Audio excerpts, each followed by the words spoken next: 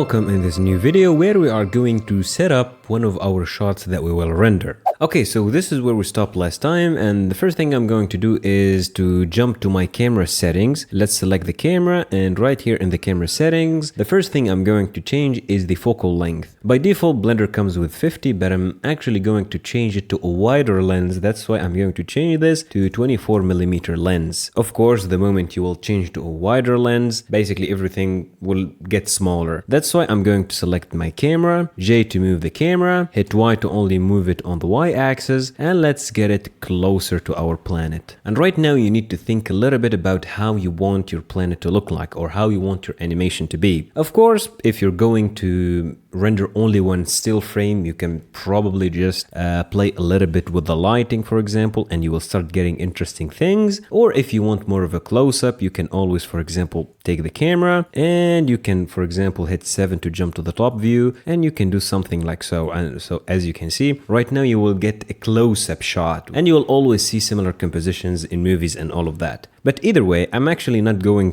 for this angle for now. What I want is a master shot, which is something looking like this. And the animation that I have in mind is basically if I select the sun and hit RX to rotate it on the X axis, the animation I have in mind is something that will start like this, and slowly the sun will just rotate. Now, of course, we're doing things the wrong way, because technically we should not be moving the sun, we should be rotating the earth or changing the position of the camera, but in our case we can cheat that by rotating the sun. So let's do a little bit of animation. First things first, I'm going to jump to my my output settings, and I want this animation to be only 3 seconds. So 24 frames per second. So if I want 3 seconds, 24 multiplied by 3. So I will have 72 frames to render. And after that, I'm going to jump from the shader editor. I'm going to jump to the timeline. Yep, the timeline. And you can zoom a little bit here to better see exactly what we will be doing. I'm going to select the sun and jump to the object properties, and I'm going to animate the rotation on the X axis. That's why I'm going to rotation X, hit the right mouse button, insert single keyframe. Let's go also to the end, and let's also insert keyframes. So basically right now we do have identical keyframes, nothing is happening. I'm going to jump back to the first frame, and I'm going to rotate it to something like so, and you can always replace single keyframe. So what will happen now is that it will slowly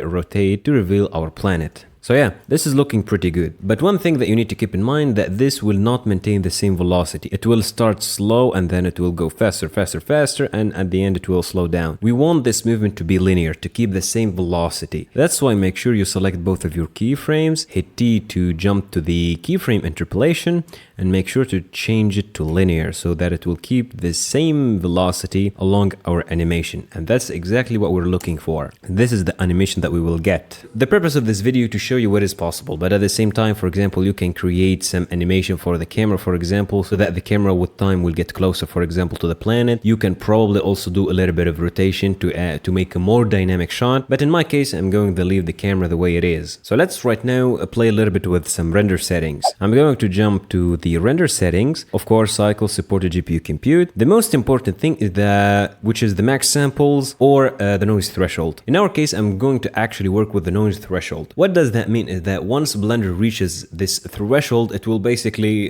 decide that, okay, I'm done with this frame, let's move to the next. It is basically a different model on how to render an image. In the past, we used to mainly use samples, and once Blender reaches that sample count, okay, it will move to the next frame. But with noise threshold, it is way more accurate, because once you reach a certain threshold of noise, you can move on to the next frame. So it is way more efficient, and it will give you better results. In my case, I'm actually going to use 0.1, and I found that this value works really well with what I have in mind. Make sure to keep denoise checked, because we want to denoise our render. And the last thing, which is really important, make sure to jump down, and under film you will have here something called transparent. Make sure to check transparent, so that basically you will have only the earth rendered. And later on, if you want to swap the background or any of that, that will be really easy to do. And we will be doing that later to add a starry background behind it. And the last thing that you need to do right now is to jump jump to compositing, make sure to check use nodes to use nodes for rendering, and let's set up where we want to save our render. To do this, go Shift A and let's look for a node called file output. Let's put it here and let's plug the image and plug it to image. Make this bigger and let's select this file output and jump into node properties, and from here we're going to basically specify which file format we want and what is the naming of the file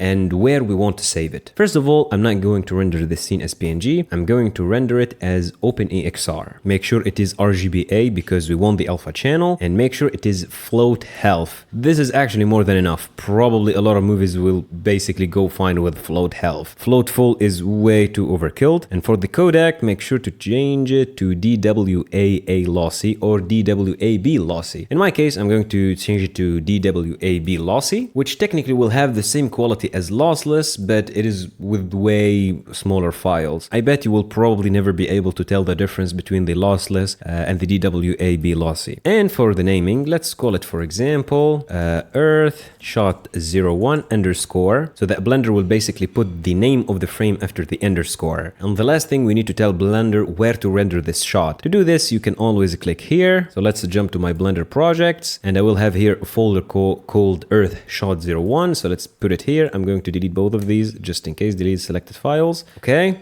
and hit accept. And because I selected those two files, I'm going to delete this name right here. Perfecto. So I'm going to save it to Create Realistic Earth, Assets, Blender Projects, Earth Shot 01. So just tell Blender where you want your render to go. And the last thing, make sure to go File and save your project. And once you finish that, make sure to go to Render and Render Animation. And right now, you need to wait for your Blender to render this scene. And I will see you in the next video where we will be doing some compositing. So yeah, see you there.